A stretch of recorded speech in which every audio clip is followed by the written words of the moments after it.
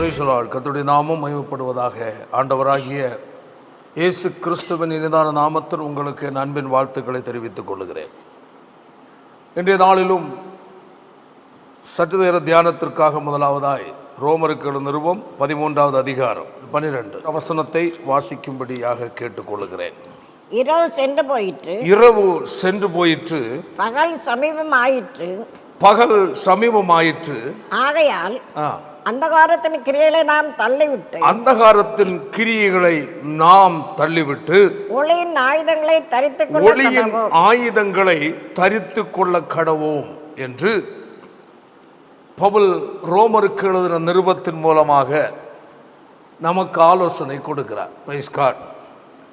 இரவு சென்று போயிற்று, பிரைஸ் காட். பகல் சமீபமாயிற்று. ஆகையால் அந்தகாரத்தின் கிரியைகளை நாம் தள்ளிவிட்டு ஒளியின் ஆயுதங்களை தரித்து கொள்ள கடவோம் என்று சொல்லுகிறார்.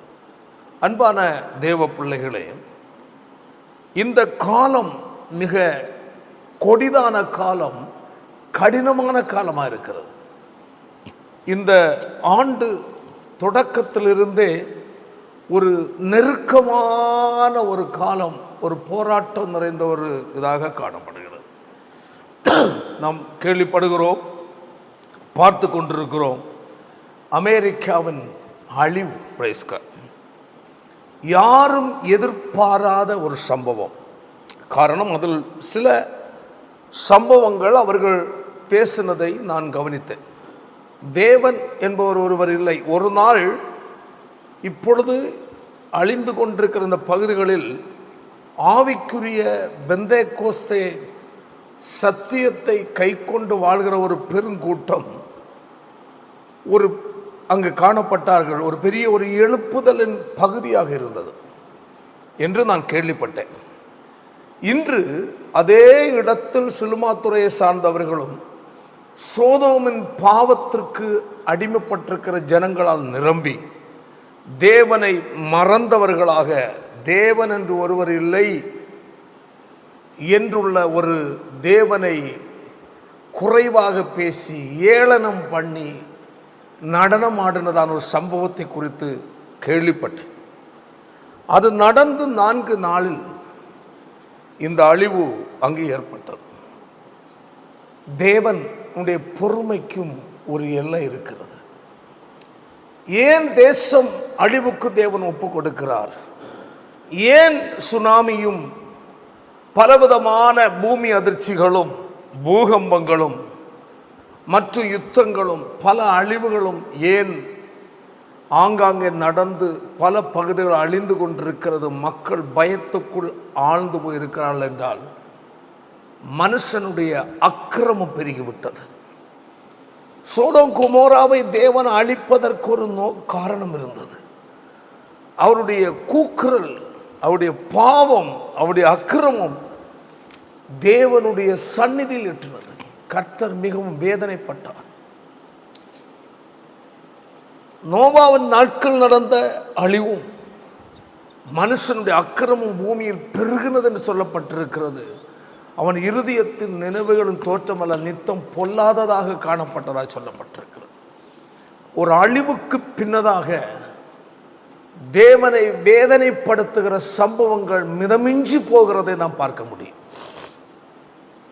இதே நிலைதான் கிறிஸ்தவ நாடு என்றுள்ள நிலையில் கர்த்தருக்கு முதலிடம் கொடுத்து கர்த்தரையே உயர்த்தி ஒரு காலத்தில் அந்த அமெரிக்க நாடுகளிலிருந்து அநேக மிஷனரிகள் இந்தியா உள்பட பல தேசங்களுக்கு, நாடுகளுக்கு கர்த்தருடைய சுவிசேஷமாய் கடந்து சென்றதான தேசம் இன்று அழிவுக்குள்ளாக காரணம் என்னவென்றால் தேவ கோபம் என்பதை மறந்துவிடக்கூடாது. இது பார்க்கும்போது இரவு சென்று போயிற்று, பகல் சமீபமாயிற்று. ஆகையால் அந்தகாரத்தின் கிரியைகளை நாம் தள்ளிவிட்டு ஒளியின் ஆயுதங்களை தரித்து கொள்ள கடவோம் என்று இந்த வசனம் நமக்கு எச்சரிப்பு கொடுக்கிறது. தேவனுடைய பிள்ளைகளே, இன்று ஒரு விழிப்படைய வேண்டிய காலம். பாருங்கள், அடுத்த வசனம் என்ன சொல்லுகிறது? களியாட்டு வெறியும் வெறி, களியாட்டு மட்டுமல்ல, வெறி, வேசித்தனமும். என்னது? வேசித்தனம். இன்று அது மிதமிஞ்சி போய்விட்டது.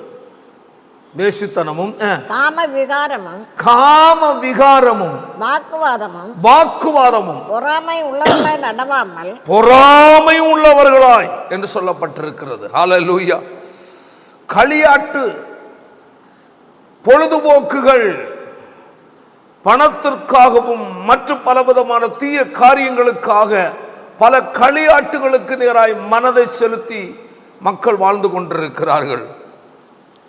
அதாவது மோசே 40 நாள் மலையின் மேல் இருந்து தேவனுடைய கொடுத்த பிரமாணத்தோடு கடந்து வரும்போது மக்கள் அங்கு கன்றுக்குட்டிக்கு முன்பதாக அவர்கள் பயங்கரமான விக்கிரகாராதனை மட்டுமல்ல விளையாடினார்கள் என்று சொல்லப்பட்டிருக்கிறது.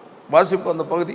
அவர்கள் கையிலிருந்து அவன் அந்த பொன்னை வாங்கி சிற்ப கருவியை கருப்பிடித்து ஒரு கன்றுக்குட்டியை வார்ப்பித்தான். அப்பொழுது அவர்கள், இஸ்ரவேலரே, உங்களை எகிப்து தேசத்திலிருந்து அழைத்துக் கொண்டு வந்த உங்கள் தெய்வங்கள் இவைகளே என்றார்கள். ஆரோன் அதை பார்த்து அதற்கு முன்பு அவர் பலிபீடத்தை கட்டி நாளைக்கு கர்த்தருக்கு பண்டிகை என்று கூறினான். பாருங்கள், வெளி தோற்றத்தில் லேபிள் என்னவென்றால் பேனர், கர்த்தருக்கு பண்டிகை. மறுநாள் அவர்கள் அதிகாலையில் எழுந்து சர்வாங்க தகன பலிகளை இட்டு சமாதான பலிகளை செலுத்தினார்கள். பின்பு ஜனங்கள் புசிக்கவும் குடிக்கவும் உட்கார்ந்து விளையாடவும் எழுந்தார்கள் சொல்லப்பட்டது. பாருங்கள், வெளியே என்ன பேனர், கர்த்தருக்கு பண்டிகை, உள்ள என்ன களியாட்டு, வெறி, விளையாட்டு, தேவன் வெறுக்கிற காரியங்கள். இன்றும் கிறிஸ்தவத்தில் அதுதான் மலிந்திருக்கிறது. பேர் என்ன? பேனர், கர்த்தருக்கு பண்டிகை, எழுப்புதல் பண்டிகை, ஆவிக்குரிய எழுப்புதல், அப்படி இப்படி என்றெல்லாம் வெளியே பேனர் வைத்துக் கொள்வார்கள். பார்க்கிறவருடைய பார்வை கிறிஸ்தவர்கள், தேவனுடைய பிள்ளைகள் என்று. ஆனால் உள்ளேயோ வெறி, களியாட்டு, விளையாட்டு, அருவருப்பான செயல்கள். தேவன் அதை பார்க்கிறார். அன்று என்ன நடந்தது? பெரிய ஒரு அழிவு அங்கு கட்டளையிட்டார். இன்று அதே போன்றதான சம்பவங்கள் தான் உலகத்தில் பல கிறிஸ்தவ நாடுகள் என்று சொல்லப்படுகிற இடங்களில் ஏற்பட்டு கொண்டிருக்கிற காரியங்கள். கர்த்தர் என்ன அமைதியா இருப்பாரோ? ஏன் இதை நடக்கிறது? கர்த்தர் தடுக்க கூடாதா? ஆமா, உன் விருப்பம் போல அக்கிரமம் செய்து விபச்சாரம் பண்ணி வேசித்தனம் பண்ணி ஆண் புணர்ச்சி, ஒருன சேர்க்கை, தகாத உறவுகள், கேவலமான வாழ்க்கை நீ வாழ்ந்து கொண்டிருப்பாய். தேவன் சகித்து கொண்டு பொறுத்து கொண்டிருக்க வேண்டும். இதுதான் மனிதனுடைய சிந்தை. தேவ கோபம் வெளிப்படும் போது எந்த வல்லமையும் எந்த சேனையும் எந்த தேசமும் அதற்கு முன்பாக நிற்க முடியாது. இன்று திடீரென்று ஏற்பட்டதான அக்கினி, நெருப்பு புயல் யாரங்கு தடுக்க முடிகிறது? மில்லியன் கோடிகளை இழந்து மக்கள் ஜீவனுக்காய் ஓடுகிறார்கள். இதுதான் மனிதனே, கர்த்தருடைய வார்த்தையை கேட்கிற அன்பான மனிதனே, சகோதரனே, சகோதரியே, தேவனுடைய பிள்ளை என்றுள்ள பெயரில் வாழ்கிற நீங்கள் தெய்வ பயத்தோடு நாம் காணப்பட வேண்டும். கர்த்தருக்கு பயப்படுகிற பயம் நமக்குள்ளே காணப்பட வேண்டும். ஏனென்றால் இது கடைசி காலம். பாருங்கள், 11ஆம் வசனத்தை வாசிப்போமாக.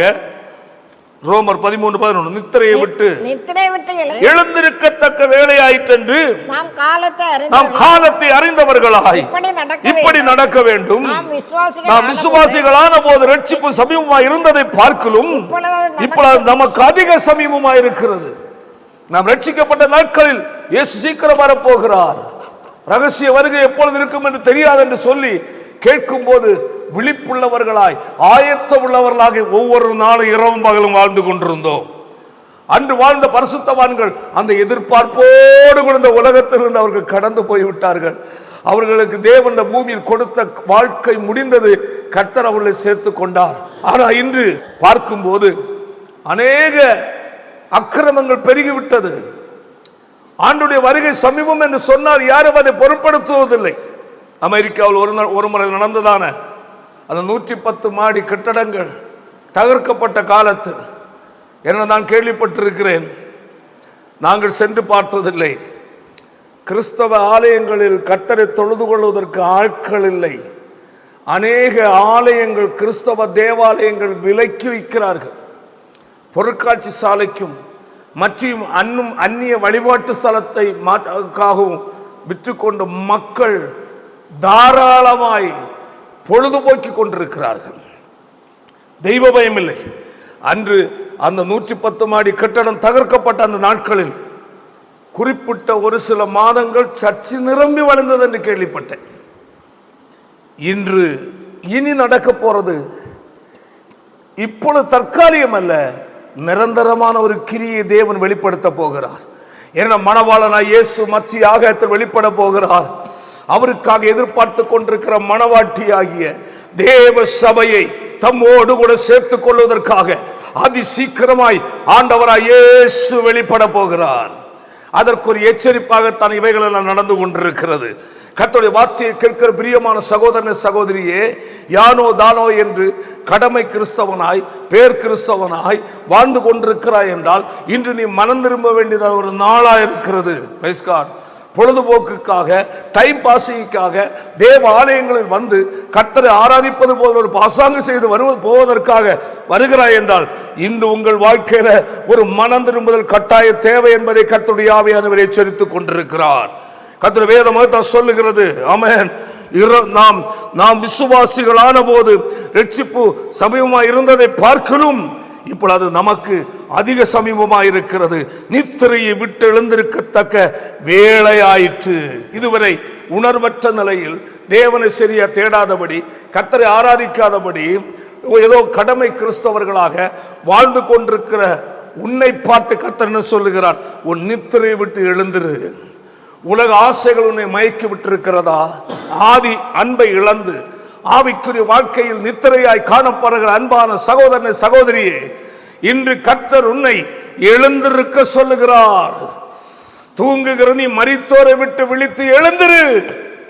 அப்பொழுது கர்த்தர் உன்னை பிரகாசிப்பார். கர்த்தருடைய நாள் மிக மிக சமீபமாக இருக்கிறபடியினால் இன்று தேவனுடைய பிள்ளைகள் கவனமாக இருக்க வேண்டிய அவசியமாக இருக்கிறது. இரவு சென்று போயிற்று, பகல் சமீபமாயிற்று. ஆகையால் அந்தகாரத்தின் கிரியைகளை நாம் தள்ளிவிட்டு ஒளியின் ஆயுதங்களை தரித்துக் கொள்வோமாக கடவோம் என்று சொல்லி கர்த்தருடைய ஆவியான வேதம் சொல்லி வைத்திருக்கிறார். அன்பான தேவனுடைய பிள்ளைகளே, இன்று நாம் தலை நிமிர்ந்து நிற்க வேண்டிய நாள்.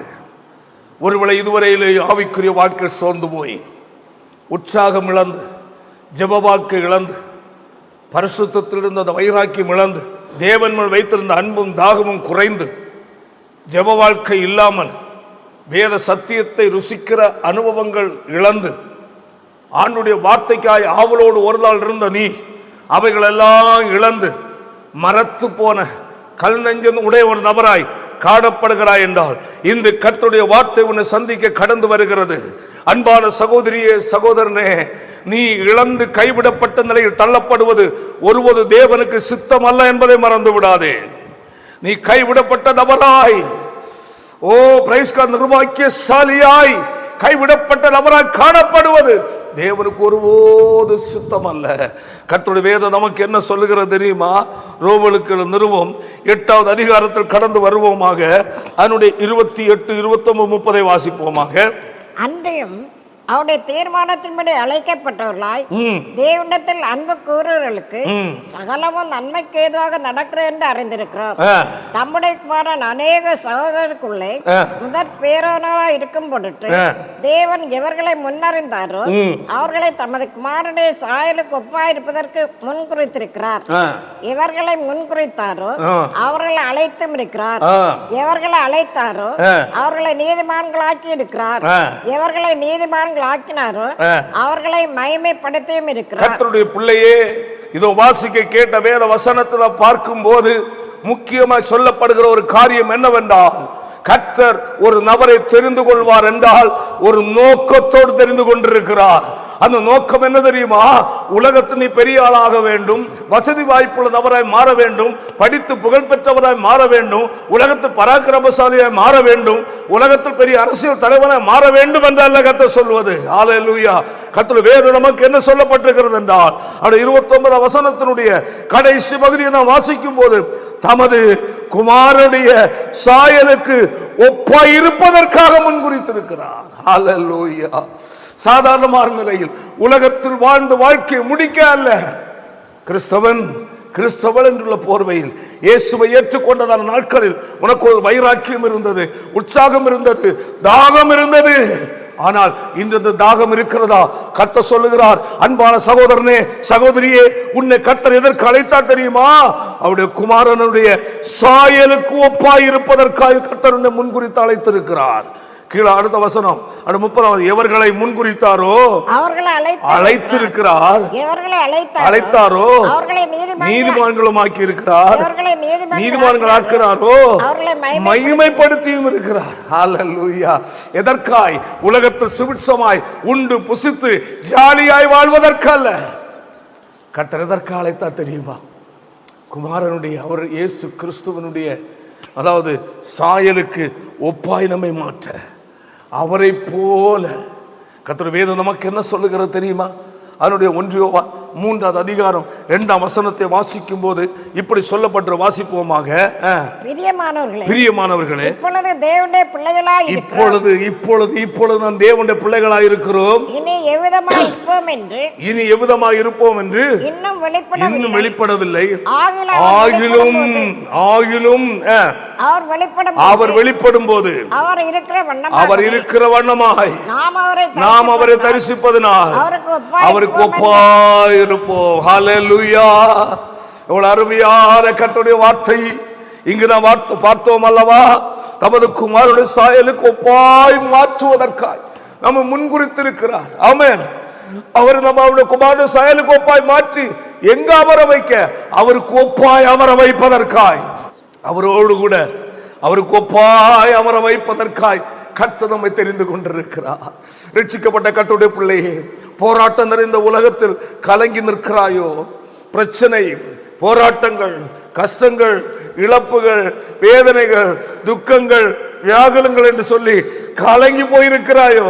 துக்கமும் உன் கலக்கமும் முடிந்து போகிற நாட்கள் சமீபமாக இருக்கிறது.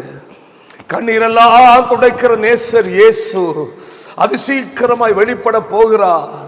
இனி உனக்கு துக்கத்திற்கு அதிக காலம் இந்த பூமியில இல்ல. வேதனைக்கு இந்த உலகத்தை அதிக காலங்கள் நீ வேதனைப்பட வேண்டியதில்லை. நெருக்கப்பட வேண்டியது அதிக காலம் நெருக்கப்பட வேண்டியதில்லை. கர்த்தர் வரப்போகிறார். உன்னை அரவணைக்கிற ஆண்டவர், அவருடைய ராஜ்யத்தில் அவரை உன்னை சேர்த்துக் கொள்வதற்காய் அது சீக்கிரமாய் மத்தியாகத்தில் வெளிப்பட போகிறார். வேதம் சொல்லுகிறது. ஹல்லேலூயா.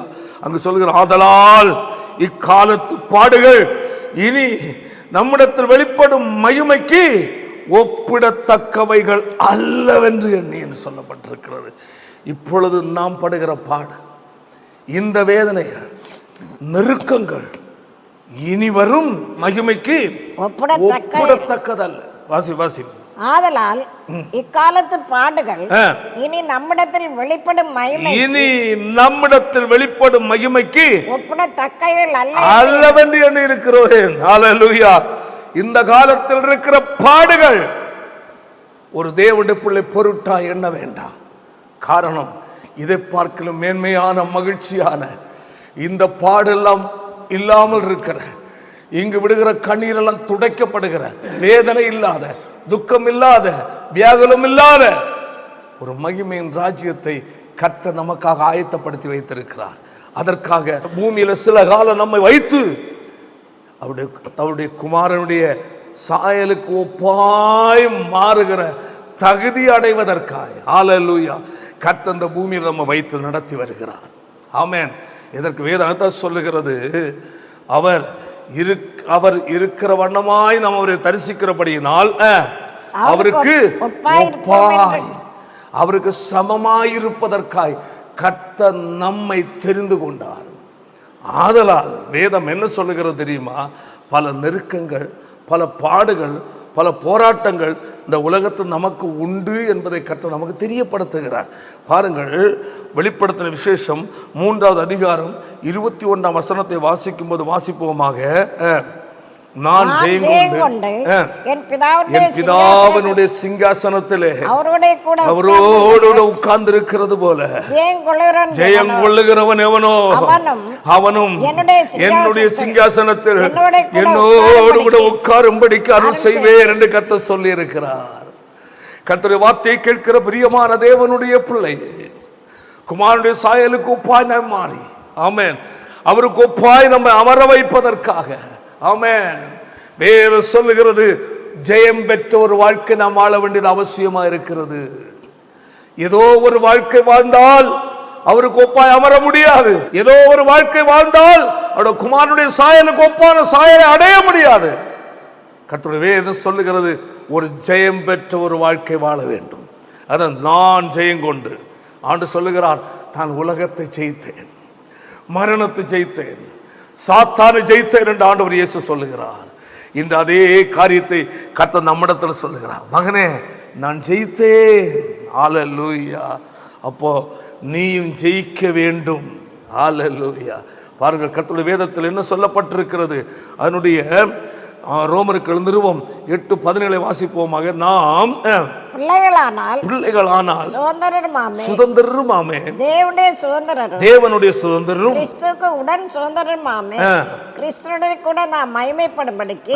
புரிந்து கொள்ளுங்கள், கிறிஸ்துவுடனே கூட நாம் மகிமைப்படும் படிக்கு அவருடனே கூட பாடுபட்டால் அப்படி ஆகும். பாடுபட்டால் மகிமைக்குள் பிரவேசிப்போம் என்பதுதான் அர்த்தம். ஆமென். கர்த்தருடைய வேதம் நமக்கு அதுதான் சொல்லப்பட்டிருக்கிறது. ஹல்லேலூயா. பாடுகள் மத்தியில், ஆமென், அவைகளை ஜெயிக்க வேண்டியது அவசியமாக இருக்கிறது.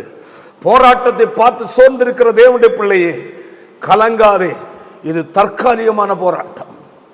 நெருக்கமா, குறைவா, கஷ்டமா, வியாகுலமா, வேதனையா, தற்காலிகம். கலங்காதே, பயப்படாதே. காரணம் என்ன? இவைகள் எல்லாவற்றுக்கும் ஒரு முடிவு வந்து விட்டது. இந்த உலகம் பூரா நடக்கிற சம்பவங்களை அலசி ஆராயும் போது கர்த்தருடைய வேதத்தின் சொல்லப்பட்ட வார்த்தைகள் எல்லாம் நிறைவேறி கொண்டிருக்கிறது, நிறைவேறி முடிய போகிறது. இனி அடுத்தது ஒன்றே ஒன்றுதான் நடக்க வேண்டும். நம்முடைய மணவாளனாகிய இயேசு மத்திய ஆகாயத்தில் வெளிப்பட வேண்டும். அவருக்காக எதிர்பார்ப்போட்டிருக்கிற நம்மை அவருடைய ராஜ்யத்தில் சேர்த்து கொள்ள வேண்டும். அதுதான் அடுத்தது நடக்க வேண்டிய மிக முக்கியமான காரியம். வேதம் சொல்லுகிறது, நான் ஜெயம் கொண்டு என் பிதாவின் சிங்காசனத்தில் அவரோடு கூட உட்கார்ந்து இருக்கிறது போல ஜெயம் கொள்ளுகிறவன் எவனோ அவனும் என்னோடு கூட உட்காரும்படிக்கு அருள் செய்வேன். அருமையான கர்த்தருடைய வார்த்தை. நான் ஜெயம் கொண்ட பிதாவின் சிங்காசனத்தில் அவரோடு கூட உட்கார்ந்தது போல ஜெயம் கொள்ளுகிறவன் எவனோ அவனும் என்னுடைய சிங்காசனத்தில் என்னோடு கூட உட்காரும்படி அருள் செய்வேன் என்று சொல்லுகிறார். அவரோடு நாம் உட்காருவதற்கு நாம் அவரை போல நாம் மாற வேண்டும். அதான் சொல்லிட்டு வேதத்தில் 2 பேதுருவில் 1வது அதிகாரத்தை சொல்லும் போது அவருடைய திவ்ய சுபாவத்திற்கு பங்குள்ளவர்களாக, அவருடைய திவ்ய சுபாவம், கிறிஸ்துவின் சுபாவம் நமக்குள் உருவாக வேண்டும். அதற்காக தான் தேவன் சபையை வைத்திருக்கிறார். அதற்காக தான் கர்த்தருடைய பரிசுத்த ஆவியானவர் நமக்குள்ளே வாசமாக இருக்கிறார். அதற்காக தான் சத்தியத்தின் மூலமாக நம்மளோடு இடைபடுகிறார். கிறிஸ்துவின் சுபாவம் உடையவர்களாக நம்ம மாற, அவருடைய திவ்ய சுபாவத்திற்கு நாம் பங்குள்ளவர்களாய் மாற, ஆமென், குமாரனுடைய சாயலுக்கு ஒப்பாக மாற்றப்படுவதற்கு நம்மை ஆயத்தப்படுத்துறதுதான் கர்த்தருடைய பரிசுத்தாயினுடைய வேலை. சத்தியத்தின் மூலமாய் நம்மை கர்த்தர் ஆயத்தப்படுத்துகிறார். கர்த்தருடைய வேதம் சொல்லுகிறது பாருங்கள். அதனுடைய ரோமர் 8:30 வாசிக்கும் போது, எவர்களை முன் குறித்தாரோ அவர்களை அழைத்தும் இருக்கிறார். எவர்களை அழைத்தாரோ எவர்களை அழைத்தாரோ அவர்களை நீதிமான்களாக்கி அவர்களை நீதிமான்களும் ஆக்கி இருக்கிறார். எவர்களை நீதிமான்கள் ஆக்கினாரோ அவர்களை மகிமைப்படுத்தியும் இருக்கிறார். ஹல்லேலூயா. நாம் முன்குறிக்கப்பட்டவர்கள் மட்டுமல்ல, அழைக்கப்பட்டவர்கள். அழைக்கப்பட்டவர் மட்டுமல்ல, நீதிமான்களாக்கப்பட்டவர்கள் மட்டுமல்ல, நீதிமான்களாக்கப்பட்டவர் மட்டுமல்ல, மகிமை அடைய நம்மை தகுதிப்படுத்துகிற தேவன். ஹல்லேலூயா. பாருங்கள், ரோமர் அதனுடைய 29ஆம் வசனத்தை வாசிக்கும் போது, தம்முடைய குமாரன் அநேக சகோதரருக்குள்ளே முதற் பேரானவராகும் பொருட்டு தேவன் எவர்களை முதற் பேரானவர் ஆகும் பொருட்டு என்ற வார்த்தையை தவறாக வியாக்கியானிக்கிறவர்கள் உண்டு. நான் அதை பற்றி இப்படி சொல்ல விரும்பவில்லை. அந்த முதற் பேரானவர் என்றால் அனைவரும் கற்றுக்கொள்வதற்கு தகுதியான பரிபூர்ணமானவர் என்பதுதான் அதனுடைய அர்த்தம் வரும். நாம் அவரிடத்தில் ஆண்டு சொல்லுகிறார், பிரைஸ் காட், என் நுகத்தை உங்கள் தோளின் மேல் ஏற்றிக்கொண்டு என்னிடத்தில் கற்றுக்கொள்ளுங்கள். நாம் அவரிடத்தில், அவர் பரிபூர்ணமானவர். யோவான் 1 சொல்லப்பட்ட 26ஆம் வசனத்தில் அவருடைய பரிபூரணத்தினாலே நாம் எல்லாரும் கிருபை பெறுகிறோம். அவர் பரிபூரணமானவர். அந்த பரிபூரணமானவரிடத்திலிருந்து நாம் கற்றுக்கொள்வதற்கு அவர் ஒருவரே முதன்மையானவராய் காணப்படுகிறார். அதுதான் அங்கு சொல்லப்பட்டிருக்கிறது. ஹல்லேலூயா. அன்பான தேவனுடைய பிள்ளைகளே, அதற்காக நாம் பார்த்தது போல அவருடைய குமாரனுடைய சாயலுக்கு ஒப்பாய் இருப்பதற்கு நம்மை முன்குறித்தார். அப்படி முன்குறிக்கப்பட்டவர்களை அவர் தெரிந்து கொண்டார். அப்படிப்பட்டவர்களை அவர் நீதிமான் ஆக்கினார். அவர்களை மகிமைப்படுத்தினார்.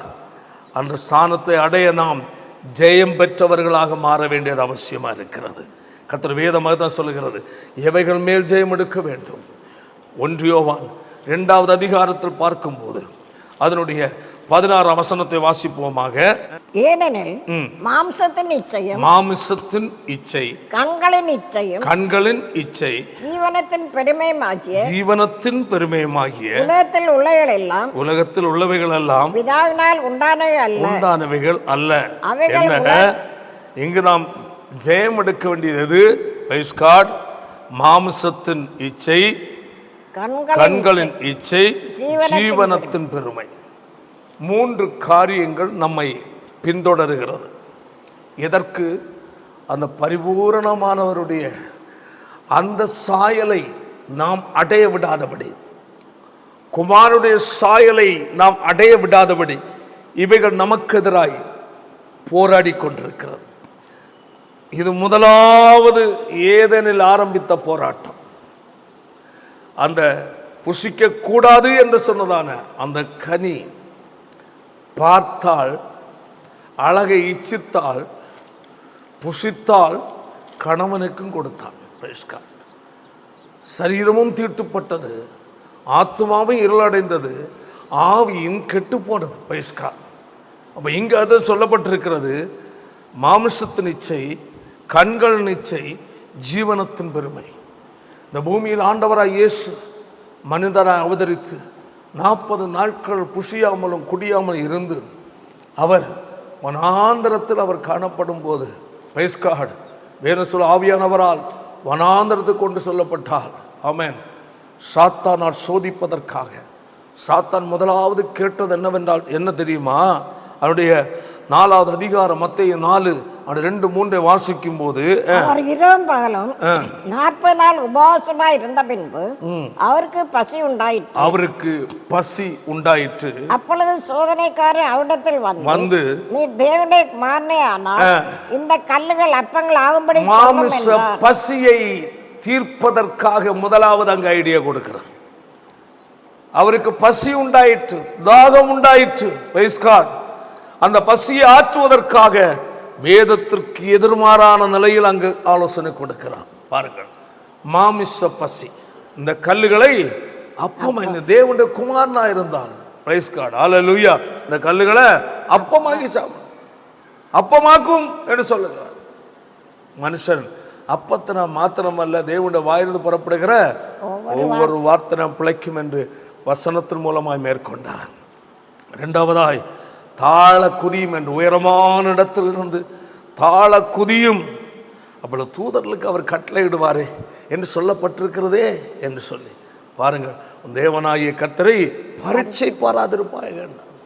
இந்த சோதனை இயேசுவுக்கு வந்தது, அவர் ஜெயித்தார். அவர் அதற்கு உடன்படவில்லை. Price God. இயேசு சர்வ வல்லமை உள்ள தேவனுடைய குமாரன். அவர் கல்லை அப்பமாக்க முடியும். அவர் எல்லாவற்றையும் செய்ய அவருக்கு வல்லமை இருக்கிறது.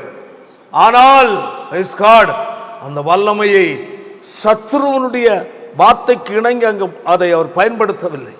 ஆமென். அதான் சொல்லப்பட்ட கடைசியாக உலகத்து சகல ராஜ்யங்களையும் அவருக்கு காண்பித்தார். ஆமென். சாஷ்டாங்கமாய் விழுந்து படிந்து கொண்டால் இவைகளெல்லாம் பாருங்கள், எவ்வளவு ஒரு பயங்கரமான சம்பவம். 3 சூழ்நிலையிலும் சத்துரு இயேசுவை சோதித்தார். அதே 3 காரியத்தையும் இன்றைக்கும் தேவ ஜனங்களுக்கு நேராய், ஊழியக்காரர்களுக்கு நேராக கொண்டு வருகிறார். ஆமென். ஏன்? ஆண்டவராய் இயேசுவின் மேல் வைத்திருக்கிற அந்த பார்வை, அவர் மேல் வைத்திருக்கிற அந்த விசுவாசம், அவர் வைத்திருக்கிற அந்த வைராக்கியம், அந்த தீர்மானத்தை உடைத்தெறிந்து குமாரனுடைய சாயலுக்கு ஒப்பாய் மாறி, ஆமென், அவருக்கு ஒப்பாய் இருக்கிற அந்த தகுதியை இழப்பதற்காக சத்துரு பல நிலை கிரியை செய்து கொண்டிருக்கிறார். அன்பான சகோதரனே, சகோதரியே, இந்த உலகம் ஒருபோதும் உனக்கு நல்லது செய்யாது. இந்த உலகம் உன்னை ஏமாற்றும். இயேசுவிடத்திலும் சாத்தான் கொண்டு வந்து காட்டினது உலகத்தை காட்டினான். உலகத்தின் சகல ராஜ்யங்களையும் காட்டுகிறான். ஆமென். பாருங்கள், அப்ப உலகத்தின் ராஜ்யம், உலகத்தில் பெரிய ஆளாகணும், வசதியாகணும், பெரிய தலைவனாகணும், எல்லாரும் என்ன பெருசா நினைக்கணும் என்னுள்ள உலகத்தில் பெருமை தேடிக் கொள்வதற்காக அல்ல. உலகத்தில் எல்லாரும் என்ன புகழணும், உலகத்தில் எல்லாரும் முன்னாடி நான் பெரியவன் சொல்லணும், நான் முக்கியமான நபர்னு சொல்லணும், பணக்காரன் சொல்லணும், வசதி உள்ளவன் சொல்லணும், ஒரு நாட்டில் முக்கியமான தலைவன் சொல்லணும் என்று உலகத்துக்குரிய புகழ்ச்சி. இயேசு அதை வெறுத்தார். ஆண்டு சொல்ல, நான் உலகத்தான் அல்லாதது போல இவர்களும் உலகத்தார் அல்ல என்று சொன்னார். ஆண்டு சொன்ன, உலகத்தில் உங்களுக்கு உபத்திரவம் உண்டு, ஆனாலும் திடன் கொள்ளுங்கள், நான் உலகத்தை ஜெயித்தேன் என்று சொன்னார். அன்பான கர்த்தருடைய பிள்ளைகளே, இந்த உலகம் நமக்கு சொந்தமானது அல்ல. உலகத்தில் வாழ்கிறோம். பணம் இருந்தாலும், சொத்து இருந்தாலும், எது இருந்தாலும் அது ஒன்றும் நமக்கு எஜமான் அல்ல. உலகத்தில் நாம் வாழ்வதற்கு தேவன் பிச்சையாக கொடுத்திருக்கிறார். அதை சொன்னால், முதலாவது தேவனுடைய ராஜ்யத்தையும் அவருடைய நீதியும் தேடுங்கள். அப்போ தேட வேண்டிய ஒன்றே ஒன்று தேவனுடைய ராஜ்யம், அவருடைய நீதியை நாம் தேட வேண்டும். இவைகள் அதற்காக அவரை தேடுவதால், அவரை தேடுவதற்காய் பூமியில் நமக்கு ஜீவன் பாதுகாக்கப்பட, சரீரம் பாதுகாக்கப்பட, வாழ்வதற்கு கர்த்தர் கொடுக்கிற பிச்சை. இங்கே உலகத்தில் ராஜ்யத்தை கட்டுவதற்கல்ல தேவன் நம்ம தெரிந்து கொண்டது. ஆமென். நமக்காக கைகளால் கட்டப்படாத ஒரு நகரம் நமக்கு காத்திருக்கிறது. நம்முடைய நேசர் இயேசு நமக்காக அதை ஆயத்தப்படுத்தி வைத்திருக்கிறார். எதற்காக? அவரை ஏற்றுக்கொண்டு, அவர் இரத்தத்தால் மீட்கப்பட்டு, ஞானஸ்நானம் எடுத்து, பரிசுத்த அபிஷேகத்தை பெற்று, ஆவியானவரால் நடத்தப்பட்டு, மாம்சத்தின் கிரியைகள் அழித்து ஜெயம் பெற்ற ஒரு வாழ்க்கை வாழ்ந்தவர்களுக்காக ஒரு ராஜ்யத்தை அவர் ஆயத்தப்படுத்தி கொண்டிருக்கிறார். அந்த ராஜ்யத்தை சுதந்திரிக்க வேண்டும் என்றால் உலகத்துக்குரிய அநேக காரியங்களை இழக்க வேண்டும். இன்று உலகத்தின் மனிதனை நாம் பார்க்கும்போது, உலகத்தில் செல்வத்திற்காய், பணத்திற்காய், சொத்துக்காக, வசதி வாய்ப்புக்காக சொந்த குடும்பத்தாரையே பகைக்கிறார்கள், நண்பர்களை பகைக்கிறார்கள். ஏன்னா அவர்களுக்கு மண் ஆசை, பொன்னாசை, உலக ஆசை அவருடைய உள்ளத்தை ஆக்கிரமித்து விட்டது. தேவனுடைய பிள்ளைகள் கூட அநேகர் இப்படிதான் இருக்கிறார்கள். உலகத்தை நேசித்து உலகத்தில் பெரிய ஆளாக வேண்டும், வசதி வாய்ப்பாய் வாழ வேண்டும், உலகம் உலகம் உலகம் என்று யோசித்து கொண்டிருக்கிறார்கள். ஆமென். சகோதரனே, சகோதரியே, இந்த உலகத்தை நீ எவ்வளவு பெரிய ஆளாக இருந்தாலும் அவைகள் ஒன்றும் மேலே போகிறதுக்கு அது உதவாது. நீ தேவனுடைய ராஜ்யத்துக்குரிய காரியத்தில் முதலிடம் கொடுக்கும்போது உன்னை தேவராஜ்யத்தை தகுதி உள்ள மனுஷனாய் கர்த்தர் உன்னை மாற்றுவார். கர்த்தர் வேதமாகத்தான் சொல்லுகிறது. இயேசு சாத்தானை ஜெயித்தார். ஒரு தேவனுடைய பிள்ளைக்கு எதிராக இப்படிப்பட்ட சோதனைகள் வரும். அவைகளை ஒரு தேவனுடைய பிள்ளை ஜெயிக்க வேண்டும். உன்னை மாமிசத்துக்குரிய தேவைகளை உனக்கு முன்பதாய் காண்பித்து, மாமிச இச்சைகள், சரீர பசி மட்டுமல்ல, பாவ சுபாவங்கள், மாமிச பாவங்கள், மாமிசத்துக்குரிய கிரியைகளாகிய பாவங்களை செய்வதற்கு தூண்டுகிற அநேக காரியங்கள். ஆமென். அவைகளுக்கு நேராக மனதை சத்துரு ஏவி விடுவான், தூண்டுவான். வேதம் சொல்லுகிறது, ஆவியினாலே மாமிசத்தின் கிரியைகளை அழித்தால் பிழைப்பீர்கள் சொல்லப்பட்டது. மாமிசத்தின்படி பிழைத்தால் சாவீர்கள். ஆவியினாலே சரீரத்தின் கிரியைகளை, மாமிசத்தின் கிரியைகளை அழித்தால் பிழைப்பீர்கள் சொல்லப்பட்டது. அப்பா, பரிசுத்தாவின் நிறைவை நமக்கு எதற்கு கொடுத்திருக்கிறார்? ஆமென். அந்த ஆவியின் பலத்தோடு சத்திய வசனத்தை அறிகிற அறிவின் மூலமாய், அல்லேலூயா, மாமிசத்தில் எழும்புகிற எல்லா எண்ணங்களையும் அருவருப்புகளையும், பிரைஸ் காட், வேதம் சொல்லுகிறது 2 கொரிந்தியர்ல 10வது அதிகாரம் 3-4 வசனத்தை வாசிக்கும் போது இப்படி சொல்லப்பட்டு வாசிப்போமாக. நாங்கள் மாம்சத்தில் நடக்கிறவர்களாய் இருந்தும், நாங்கள் மாம்சத்தில் நடக்கிறவர்களாய் இருந்தும் மாம்சத்தின்படி போர் செய்கிறவர்கள் அல்ல. பாருங்கள் எவ்வளவு அழகான வார்த்தை. நாங்கள் மாம்சத்தின்படி நடக்கிறவர்களாய் இருந்தாலும் மாம்சத்தின்படி, மாம்சத்துக்கு ஏற்ற நிலையில் என்ன செய்யறோம்ல, போர் செய்யறோம்ல அல்ல.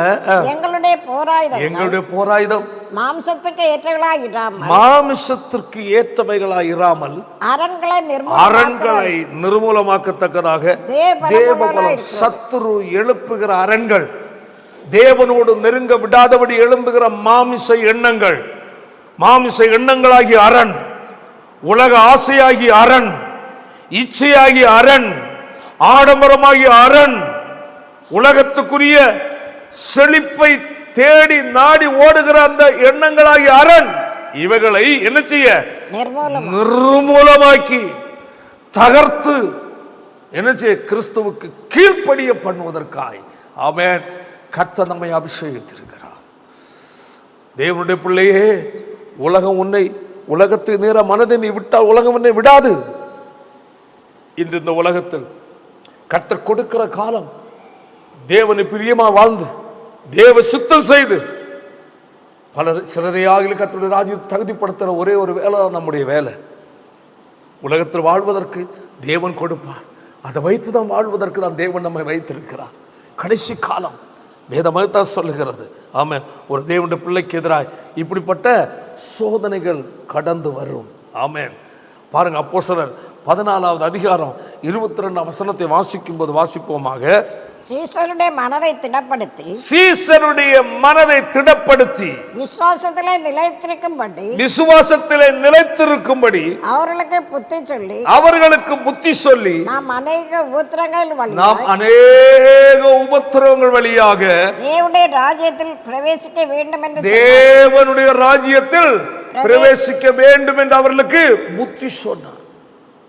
பாருங்கள், அப்போ அநேக உபத்திரவம் ஒன்று உலக தேவைகளை வைத்து நெருக்குவான், இனி ஒன்று பாவ காரியங்களை வைத்து நெருக்குவான். இவைகளெல்லாம் உபத்திரவம். யோசேப்புக்கு வந்த உபத்திரவம், போத்திபாருடைய வீட்டில் அவனுடைய மனைவியின் மூலமாய் வந்தது பரிசுத்தத்துக்கு எதிரான உபத்திரவம். அவன் என்ன சொன்னான் தெரியுமா? உன் கணவனுக்கு உரமாக பாவம் செய்கிறேன். எப்படி சொன்னான்? தேவனுக்கு உரமாக எப்படிதான் பாவம் செய்தான். அவன் ஒரு தெய்வ பயம். அப்ப உபத்திரவம் என்பது ஏதோ சம்பாத்தியம், உலக காரியம், அந்த பிரச்சனை பண்ணி அது மட்டுமல்ல. இது சாதாரணமானது. இதை பார்க்கலும் பெரியது பரிசுத்தத்துக்கு எதிராக வருவது. அது பெரிய போராட்டம். அதை ஜெயிக்க வேண்டும். அதுதான் அது ஆவியினால். ஆமென். மாம்சத்துக்குரிய குணங்கள், சுபாவங்கள், சிந்தைகளை ஜெயிக்க வேண்டும். நாம் அநேக உபத்திரவங்கள் வழியாக தேவனுடைய ராஜ்யத்தில் பிரவேசிக்க வேண்டும். அந்த உபத்திரவம் நம்மை தேவ ராஜ்யத்துக்கு நம்மை தகுதிப்படுத்தும். ஆமென். அன்பான கர்த்தருடைய பிள்ளைகளே, உபத்திரவம், நமக்கு வருகிற உபத்திரவங்கள் பாருங்கள், இவர் இருக்கிற நிருபம் 12:1 வாசிப்போம். மேகம் போன்ற இத்தனை திரளான சாட்சிகள் நம்மை சூழ்ந்து கொண்டிருக்க. எந்த திரளான சாட்சி? ஜெயம் பெற்ற சாட்சி. அதோட 11வது அதிகாரத்தில் பார்க்கும்போது எந்த சாட்சி? விசுவாசத்தில் ஜெயம் பெற்ற சாட்சிகள். இவ்வளவு சாட்சிகள் நம்மை சூழ்ந்திருக்கையில் பாரமான யாவற்றையும், பாரமான நம்மை அழுத்துகிறதான பாரங்கள், அடுத்தது நம்மை சுற்றி நெருங்கி நிற்கிற பாவங்கள். இந்த ரெண்டுமே கர்த்தரோடு நெருங்க விடாமல் தடுப்பவை. நமக்குள் இருக்கிற உள்ளான ஒரு தாகமாகிய வேகத்தை தடுப்பவை, நமக்குள்ளா இருக்கிற வாஞ்சையை தடுப்பவைகள், நம்முடைய இருதயத்தின் எழும்புற பரிசுத்த சிந்தனைகளை கரைப்படுத்துகிற, இருதயத்தை எண்ணங்களை கரைப்படுத்துகிற காரியங்கள். பாரம், பாவம். பாரம் நம்மை அழுத்தும், வேகத்தை தடுக்கும் பாரம். உலக பாரம், குடும்ப பாரம், பணத்தேவை, வேலை இல்லாமை, சரீர பலவீனங்கள், உலகத்தில் பல காரியங்கள் நம்முடைய வேகத்தை தடுக்கும். சரீர சோர்வு வந்து விட்டால் ஜெபிக்க முடிவதில்லை. உடம்புல பலவீனங்கள், கஷ்டங்கள் வந்து விட்டால் ஜெபிக்க முடியவில்லை. தடுக்கும். வேதம் அதிகமாய் வாசிப்போம். பல கவலைகள், பிரச்சனைகள், குழந்தைகளுடைய குறித்ததான காரியங்கள் வந்தவுடன் நமக்கு பைபிள் அதிகமாய் படிக்க முடியாது. தடுக்கும். இது பாரங்கள். அடுத்தது என்னது? பாவம். பாவம் என்ன? தேவ ராஜ்யத்திற்கே போகாம நம்மளை தடுத்து விடும். ஆமென். விபச்சாரங்கள், வேசித பாருங்கள். கலாத்தியர்ல 5வது அதிகாரத்தில் 19 முதல் ஒரு கூட்டம் காரியங்கள் அங்கு சொல்லப்பட்டிருக்கிறது. இவைகளை கடைசியில் சொல்லிட்டு அவைகளை கடைசியில் சொல்லப்பட்டிருக்கு. இவைகளை செய்கிறவர்கள் தேவனுடைய ராஜ்யத்தில் பிரவேசிப்பதில்லை என்று. அப்போ பாவம், மாமிசத்திலிருந்து எழும்புகிற எண்ணங்கள், உணர்ச்சிகள், சிந்தைகள், இவைகளுக்கு எல்லாவற்றுக்கும் நம்முடைய சரீரத்தை விட்டு கொடுத்து விட்டால் மறுரூபமாக்கப்பட்டு குமாரனுடைய சாயலுக்கு மாற்றப்படுகிற தகுதியை இழந்து விடுகிறீர்கள். ஜீவ புஸ்தகத்தில் எழுதப்பட்ட பெயர் கிறுக்கப்பட்டு விடுகிறது. அக்கினியும் கந்தவீர கடலுக்கு சொந்தக்காரனாய் மாற்றப்பட்டு விடுகிறார்கள். அன்பான தேவனுடைய பிள்ளையே, நம்முடைய தேவன் மகா பரிசுத்தமானவர். அவர் யாருக்காக நம்முடைய பரிசுத்தமாகிய நிலையை விட்டு கொடுக்கிறவர் அல்ல. யாருக்காக அவர் வளைந்து கொடுக்கிறவர் அல்ல. யாருக்காக அவர் அட்ஜஸ்ட் பண்ணுகிறவர் அல்ல. Praise God. சத்தியம் யாருக்கும் வளைவதல்ல. சத்தியத்துக்கு நேராக நம்மை நாம் ஒப்பு கொடுக்க வேண்டும். அதான் சொல்லப்பட்டிருக்கிறது. உபத்திரவம் நம்மை தகுதிப்படுத்தும். ஆமென். வேதத்தில் வாசிக்கும் போது பிரைஸ் காட், தேவையற்ற நம்முடைய சிந்தை சுபாவங்களை நம்மை விட்டு அகற்றும். தேவனுக்கு உகந்தவர்களாக நம்ம மாற்றும் உபத்திரம். அதுதான் அங்கு சொல்லப்பட்டிருக்கிறது. யாக்கோபு, அதாவது அதனுடைய எபிரேயர்கள் நிருபத்தில் நாம் வாசிக்கும் போது 12வது அதிகாரத்தில் 10ஆம் வசனம். அவர்கள் தங்களுக்கு நலமன்றி தோன்றபடி கொஞ்ச காலம் சிச்சித்தார்கள். இவரும் தம்முடைய பரிசுத்தத்துக்கு நாம் பங்குள்ளவர்களாகும் பொருட்டு நம்முடைய பிரயோஜனத்திற்காகவே நம்ம சிக்கிறார். சில சோதனைகள், நெருக்கங்கள் ஏன் அனுமதிக்கப்படுகிறது என்றால், ஹல்லேலூயா, அவருடைய பரிசுத்தத்திற்கு பங்குள்ளவர்களாய் மாறுவதற்காக. அதை நாம் அங்கு வாசித்தோம். ஆதலால் இக்காலத்து பாடுகள், 8வது அதிகாரத்தை வாசிப்போம். ஆதலால் இக்காலத்து பாடுகள் இனி நம்மிடத்தில் வெளிப்படும் மகிமைக்கு ஒப்பிடத்தக்கவைகள், அதாவது அந்த மகிமைக்கு ஒப்பிடத்தக்கவைகள் அல்லவென்று எண்ணுகிறேன். மேலும் தேவனுடைய புத்திரர் வெளிப்படுவதற்கு சிருஷ்டியானது மிகுந்த ஆவலோடு காத்து கொண்டிருக்கிறது. அது ஏனென்றால் சிருஷ்டியானது அழிவுக்குரிய அடிமைத்தனத்தினின்று விடுதலை ஆக்கப்பட்டு தேவனுடைய பிள்ளைகளுக்குரிய மகிமையான சுவாதீனத்தை பெற்றுக் கொள்ளும் என்ற நம்பிக்கையோடு அந்த சிருஷ்டியானது சுய இஷ்டத்தினாலே அல்ல கீழ்ப்படுத்தினாலே மாயைக்கு கீழ்பட்டிருக்கிறது. ஆமென். பாருங்க, அதான் வாசித்தாகையால் இக்காலத்து பாடுகள். ஆமென். என்ன பாடு நமக்கு எதிராக வந்தாலும் கூட இனி வெளிப்படும் மகிமைக்கு ஒப்பிடத்தக்கவைகள் அல்ல என்று கர்த்தர் வேறு சொல்லுகிறது. ஆமென். காரணம் என்ன? இது தற்காலிக உலகம். இம்மைக்குரிய வாழ்க்கை எதுவோ அது தற்காலிகம். கொஞ்ச நாள், கொஞ்ச காலம் மட்டும். ஆனால் நித்திய வாழ்வு தற்காலிகமாய் கொஞ்ச கால சில வருஷங்கள் மட்டும் வாழ்கிற இந்த வாழ்க்கையில் பல உபத்திரவங்கள், நெருக்கங்கள், கஷ்டங்கள் வாழ்க்கையில் கடந்து வரும்.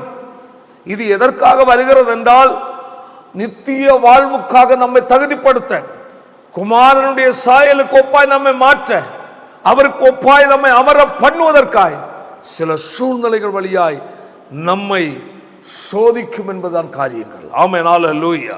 பாருங்கள், யாக்கோபு 1வது அதிகாரம் 12ஆம் வசனத்தை வாசிக்கும் போது, சோதனையை சகிக்கிற மனுஷன் பாக்கியவான், அவன் உத்தமன் என்று விளங்கின பின்பு, உத்தமன் என்று விளங்கின பின்பு கர்த்தர் தம்மிடத்தில் அன்பு பெறுவார், வாக்குத்தத்தம் பண்ணப்பட்ட ஜீவ கிரீடத்தை பெறுவான். ஆமென், அல்லேலூயா.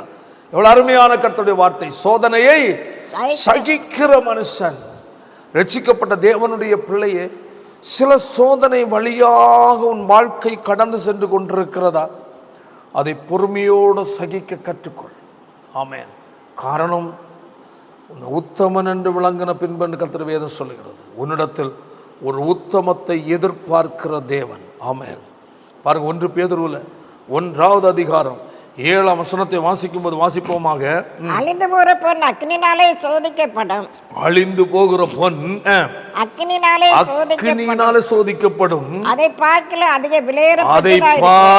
அதிக விலையேறப்பட்டதா இருக்கிற உங்கள் விசுவாசம் சோதிக்கப்பட்டு இயேசு கிறிஸ்து வெளிப்படும் போது உங்களுக்கு புகழ்ச்சியும் கனமும் மகிமையும் காணப்படும். எவ்வளவு ஆச்சரியமான கர்த்தருடைய வார்த்தை. Glory Jesus, hallelujah, hallelujah. அழிந்து போகிற பொன் அக்கினியினால் சோதிக்கப்படும். அதில் உள்ள களிம்புகள் நீங்க, அழுக்குகள் நீங்குவதற்காய் அக்கினி வழியாய் கடந்து செல்லுகிறது. அதை பார்க்க அதிக விலையேறப்பட்டதாக இருக்கிற உங்கள் விசுவாசம், தேவன் மேல் வைத்திருக்கிற விசுவாசம், அவரோடு பண்ணிக்கொண்ட உடன்படிக்கை, அவரோடு பண்ணிக்கொண்ட தீர்மானங்கள், அவருக்காக இருக்கிற அந்த வைராக்கியங்கள், இவைகள் என்ன செய்யப்படுமா? சோதிக்கப்பட்டு.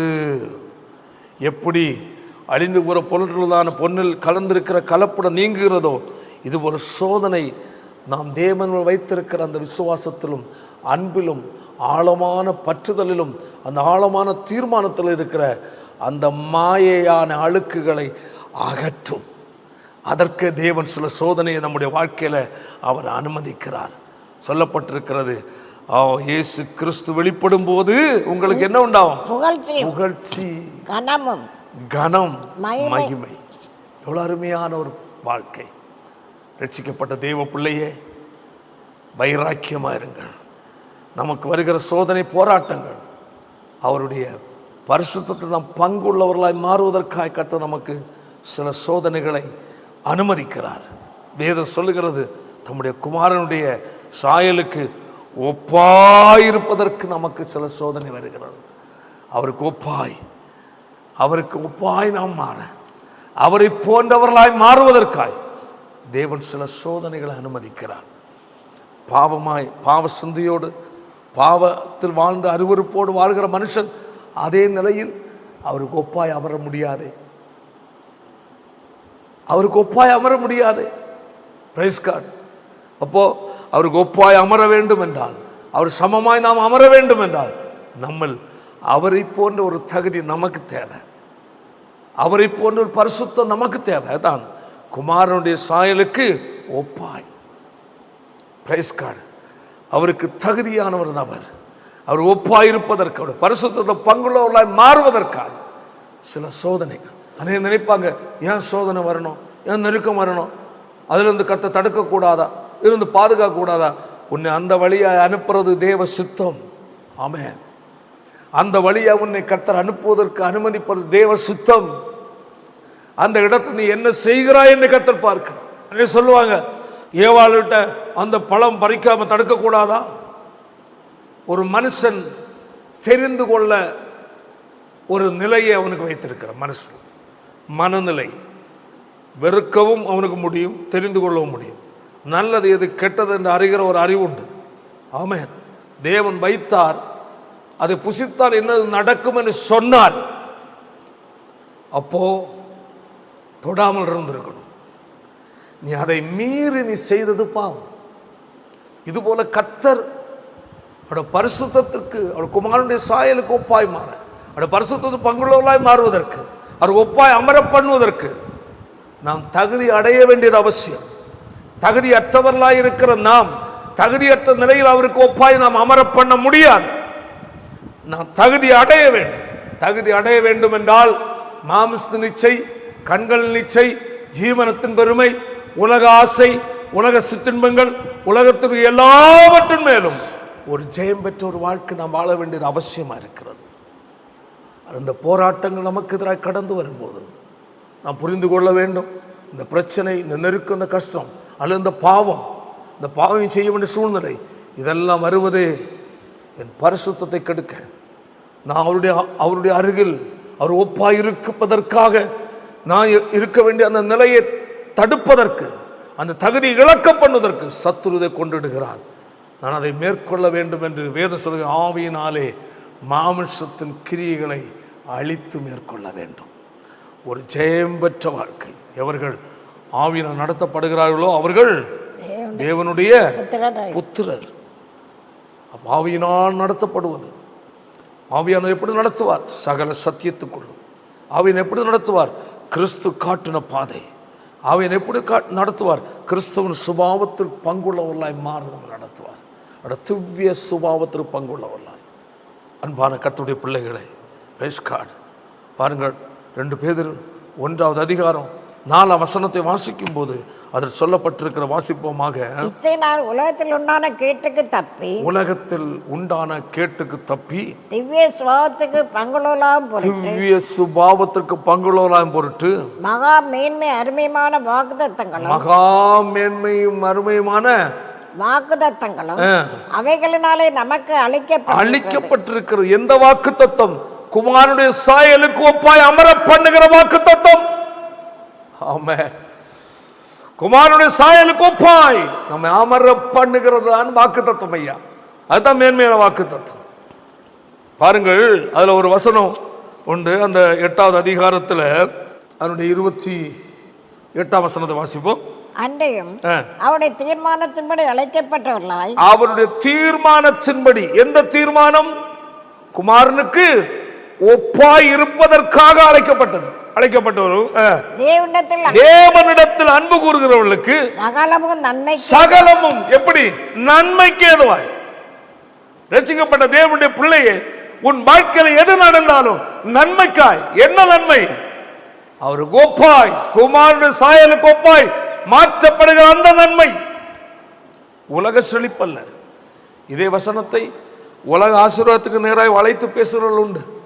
சகலமும் நன்மைக்காய், கலங்காதே, உனக்கு அது கிடைக்கும், இது கிடைக்கும், அவன் அதை செய்வார், இதை செய்வார் என்று உலகத்துக்குரிய ஆறுதலை கொடுத்து, தேர்தலை கொடுத்து, உலக செழிப்பை கொடுத்து மக்களை வழிநடத்துகிற போதனைகள் உண்டு. இந்த வசனத்தை வைத்து அப்படி நடத்துவார்கள். அந்த வசனத்தை வாசியங்களும் வசனம் ஒரு முறை கூட அவருடைய தீர்மானத்தின்படி. என்ன தீர்மானம்? குமாரனுடைய சாயலுக்கு ஒப்பாயிருப்பதற்காய். அதான் தீர்மானம். உங்களை குறித்து, என்னை குறித்து தேவனுடைய திட்டம், தீர்மானம் இதுவே. தீர்மானத்தின்படி அழைக்கப்பட்டவர்களாய் தேவனிடத்தில் அன்பு. அவர் அழைத்ததினால், இதற்கென அழைத்தார், அவருக்கு ஒப்பாய் அமர பண்ணுவதற்காக அழைத்தார். அதனால் நான் தேவனிடத்தில் அன்பு கூறுகிறேன். பாவியா இருந்தேன், அருவருக்கத்தக்கவனாய் இருந்தேன். என்னை அப்படிப்பட்ட அருவருப்பார் நிலையிலிருந்து கர்த்தரனை அழைத்தார். தீர்மானத்தின்படி. ஏன்? குமாரனுக்கு ஒப்பான சாயல் அடைவதற்காக, அவர் ஒப்பாய் என்னை அமர பண்ணுவதற்காக, என்னை தகுதி உள்ளவனாய் மாற்றுவதற்காக அழைத்தார். அதனால் நான் அவர் மேல் அன்பு வைத்திருக்கிறேன். கிறிஸ்துவின் அன்பை விட்டு நம்மை பிரிப்பவன் யார்? அதான் விஷயம். சகலமும் எப்படி மாறுகிறதா? நன்மைக்கு எதுவாய். எந்த நன்மை? உலகத்துக்குரிய நன்மை அல்ல, மகத்துவத்துக்குரிய நன்மை. அதான் என்னுடைய ரகசியம். அதனால் தேவனுடைய பிள்ளைகளாக நாம் கேட்ட வசனங்கள் முன்பதாய் ஒன்று நம்மை ஒப்பு கொடுப்போம். இரவு சென்று போயிட்டு பகல் சமீபமாக இருக்கிறது. ஆமாம், நித்திரை விட்டு எழுந்திருக்கத்தக்கதான காலம் சமீபமாயிட்டு, நித்திரை விட்டு எழுந்திருக்கத்தக்கதான நேரம் இது. நாட்கள் சென்று போய்விட்டது.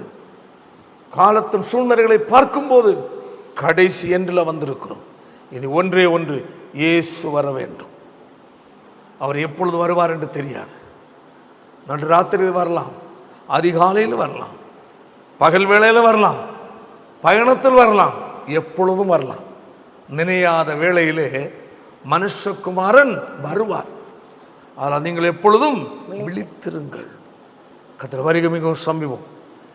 சகோதரனே, சகோதரியே, அலட்சியமாய், நிர்விசாரியாய், நித்திரையாய், யானோதானோ என்று வாழ்கிற உங்களுக்கு கர்த்தர் என்ற ஒரு எச்சரிப்பை கொடுக்கிறார்.